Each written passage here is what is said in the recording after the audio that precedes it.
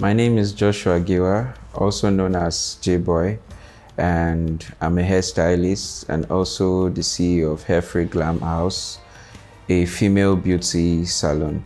Welcome to today's episode of Tales of Triumph here on SCREENSAGE TV. Tales of Triumph is a program designed to x-ray a course of action undertaken by individuals that have resulted in continuous progress for them. A legitimate, effective, and adaptable course that anyone who desires success can follow on their journey to greatness. We do hope you will be informed, motivated, and encouraged by the story of our guest today, as our utmost desire is to see you succeed in your chosen career. I started as an apprentice in 2010-2011 in Abuja, Usetu, a salon called Pimp My Hair. And my boss was FA. He taught me how to make hair, taught me the basics of hair. So I served for about 3 to 4 years before I left to be on my own. How long I've been in the business professionally, I think I would say 7 years. Yeah, 7 years. Why I choose to make hair? I don't think it was something I planned for, but I've always enjoyed art, creating something from nothing, the whole process of not knowing what it's going to be from the beginning. Growing up, I used to be an artist. I used to draw, I used to sing, and a whole lot of things around art. So it was just something around the environment of what I was used to. That's why I picked interest. Do I have a formal education in hairstyling? I would say I've never actually attended a physical class, but a lot of online learnings, YouTube, mentorship from people that were there before me. I learned from people's mistakes and all that. I think that's pretty much. As for my educational background, I have a HND in mass communication. What's my definition of hairstyling? I feel hairstyling is art. It's beautiful. It puts smiles on the face of people. I feel it's therapeutic, and I'm happy to be a therapist. Why I decided to start my own business. After I left my boss and I went somewhere else to work, it wasn't really planned for me to start my own business at that time because it was quite early for me. One day we came to the salon and the salon was locked, and the management of the building said the owner couldn't pay the rent anymore. And I'd already started building clients in that environment, so I couldn't just leave.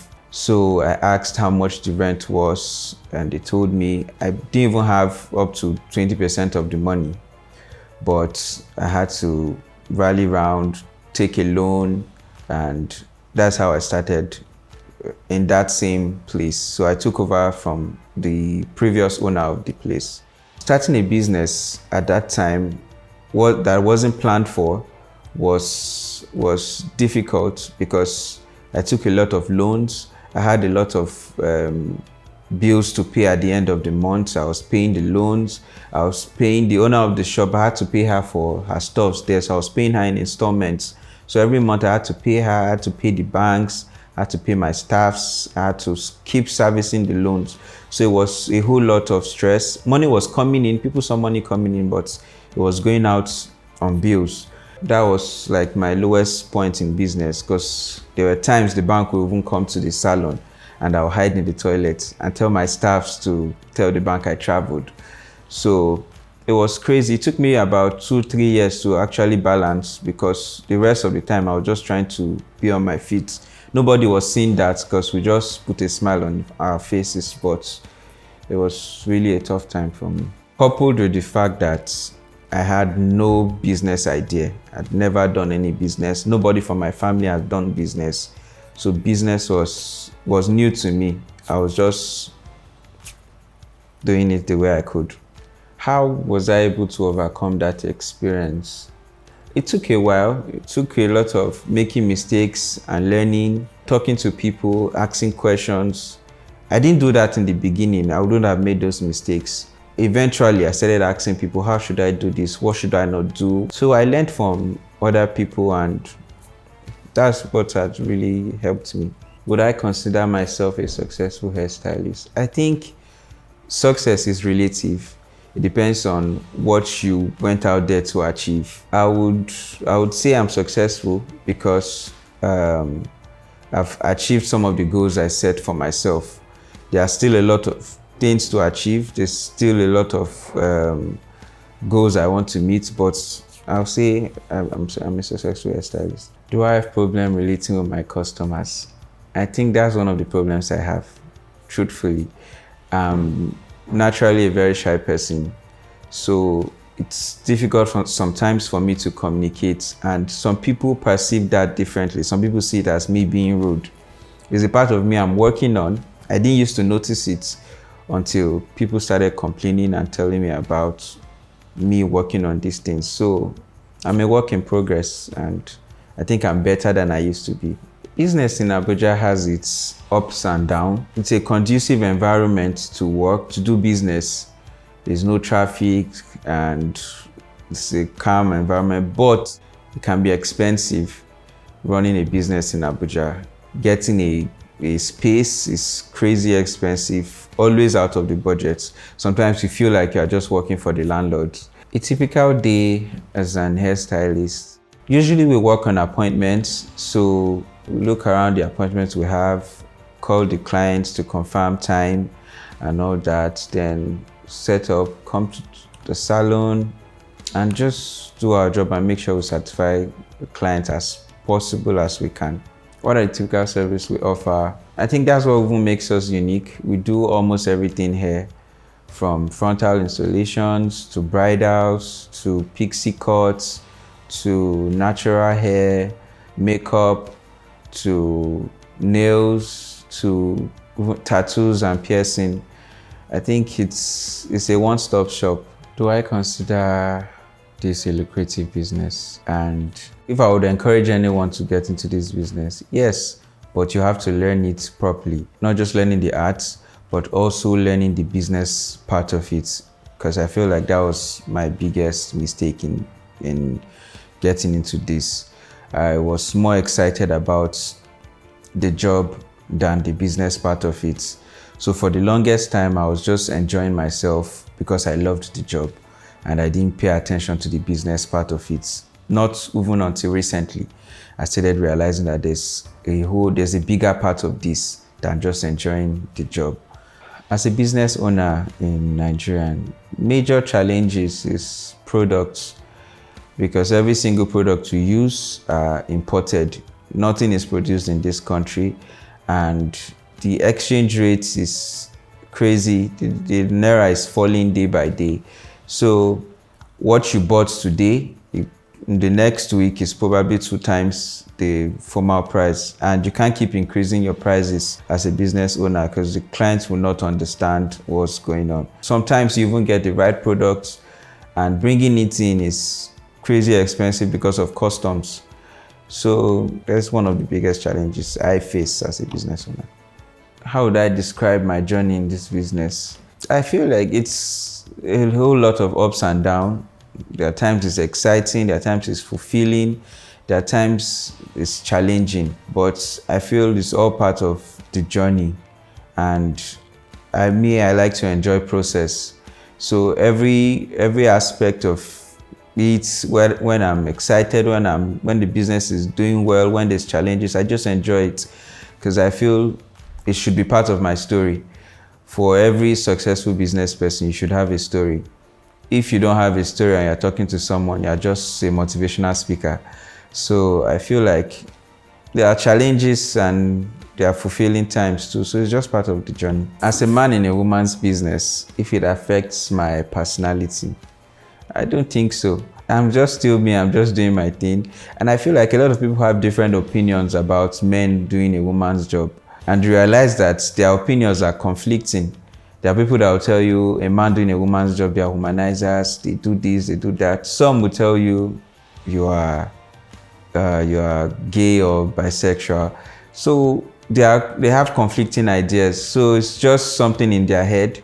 I don't think it affects your personality. Instead, it makes you learn more. It makes you learn more about the opposite sex. these women are more comfortable even speaking to you. So it even helps your personality, helps you better on how you see the other gender. So I don't think it affects your personality. It's an exciting experience. What has been my biggest motivation in the business? It should be F.A. Pimp My Hair, the same person I learned from. I think watching him do the job with so much excitement and how much he achieved from doing this business was exciting, was motivating. I just wanted to be like him. Every single thing he did, I wanted to recreate it. I just wanted to do the same thing he did. So I think he's been my biggest motivation till date. What gets me in the mood for creativity? I don't think there's anything, there's no substance induced that would bring out the creativity in you. I feel like it's just the energy. Sometimes you're around some certain people that understand what it is, what art is.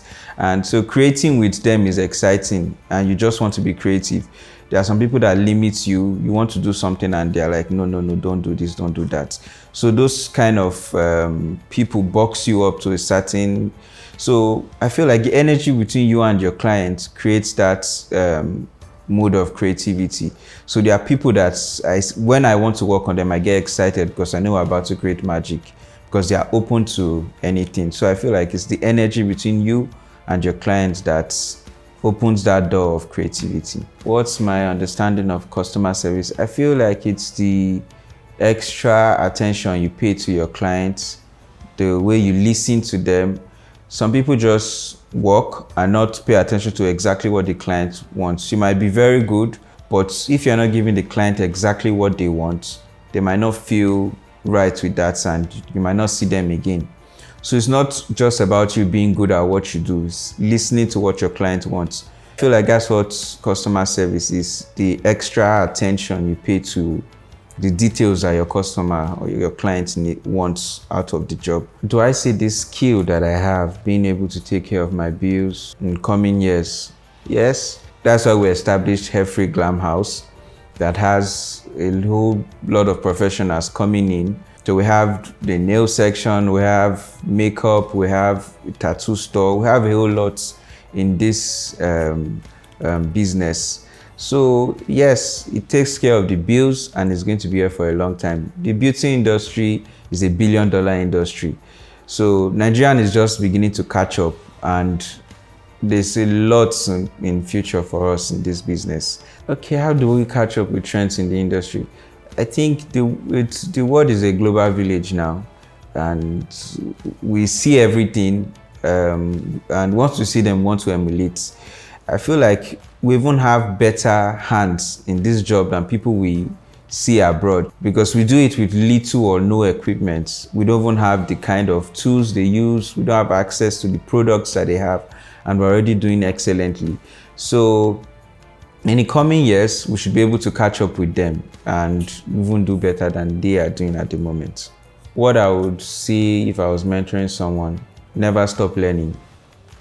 Keep learning, keep trying to improve your skill. There is no limits.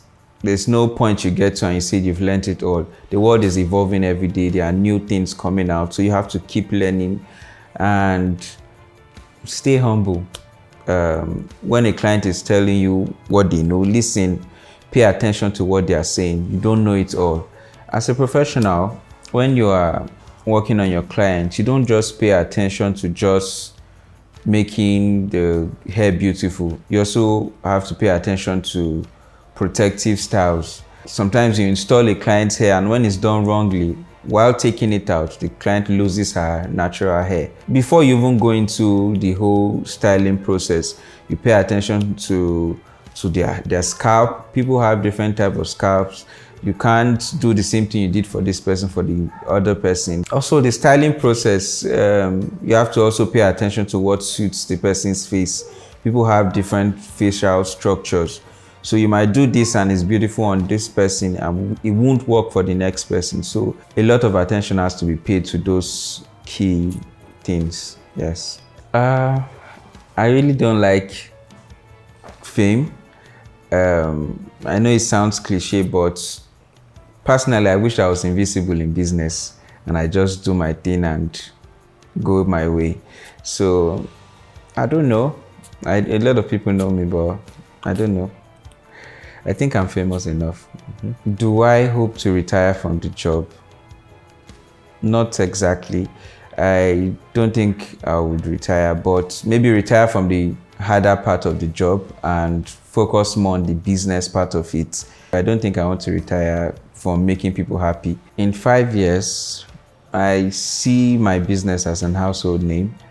I see my business owning its own products and even exporting outside Nigeria our own products, because products created for us are not created for Africans. They are created for their own weather. So we want to be able to create products that would serve us as Africans. So in 5 years' time, I say my business being an household name, because we would have created a lot of products that people would enjoy using around Africa.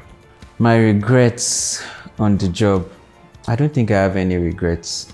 Like I said, everything is a lesson, is an experience, and I personally enjoy experience. The nights you cried alone, the sad moments, the months you couldn't pay yourself, the year you couldn't pay your rents. There's no regrets. There's nothing I did in business that I regret. It was just an experience, and I enjoyed every part of it. What makes us stand out as a salon in Abuja is the quality of service we render, the passion we put into our jobs, the extra attention we pay to details, the professionalism in our job, and the variety of service we offer. We do almost everything here, from pixie cuts to frontal to bridal styling to training. And I think we make the best and most natural looking frontal in Abuja. Okay, let me share an experience of what happened while I was learning how to make hair. So we're in the salon this day, and an apprentice was making a client's hair, and my boss came in and saw what he was doing, and his sewing was going to one side, like it was bending. And my boss said, "Why are you sewing the hair bent to one side?" And he replied and said, not be me bend down, the customer head bend like that." So it was funny for him to have said that in presence of the client, and everybody was laughing, even though it was a bad thing to say, but we're all laughing. What's my understanding about life? It's a tough one. I feel life is more about purpose. If you don't find your purpose, you will just be roaming around the earth without having peace. The moment you find your purpose, there's just this inner peace, even without money. You just find this peace in you, and it's exciting. Finding your purpose should be the most important thing, not even money. If you are in your purpose, money will find you there, because that's where you're supposed to be. So I feel life is about purpose. If I wasn't doing hair, if I wasn't in the beauty industry, I probably would be singing. That's something people don't know about me. I used to sing until I started making hair. So if I wasn't doing this, I would be singing. Yes. My last words, I think I want to talk about some of the misconceptions people have had about me. Being the fact that I'm a very, very shy person. So sometimes my clients translate that to being rude, because I don't say a word and I'm just quiet. Some people say I'm quirky, but we're all humans and we learn every day. I'm learning about myself and I'm learning to be a better person. For every business person, I feel the most important thing we should pay attention is to constant learning about the job, learning about yourself. We don't know it all, and listening to what people have to say about us, looking for mentors. Having mentorship is beautiful, because it makes you see that what you're thinking is possible because somebody is already doing it. So it gives you the drive and passion to move on. Most importantly, don't stop learning. don't stop paying attention and stay humble. We are sure you can juxtapose the story of our guest today with other stories of successful people who you must have heard. They are usually driven by curiosity, which gives birth to vision in them, and by sheer passion and consistency. Even in the face of opposition, they succeed against all odds. Until we come your way again with another interesting episode of Tales of Triumph, we urge you to please subscribe to our channel and turn on the notification button so you don't miss any of our interesting episodes. From us all at SCREENSAGE TV, we say bye for now.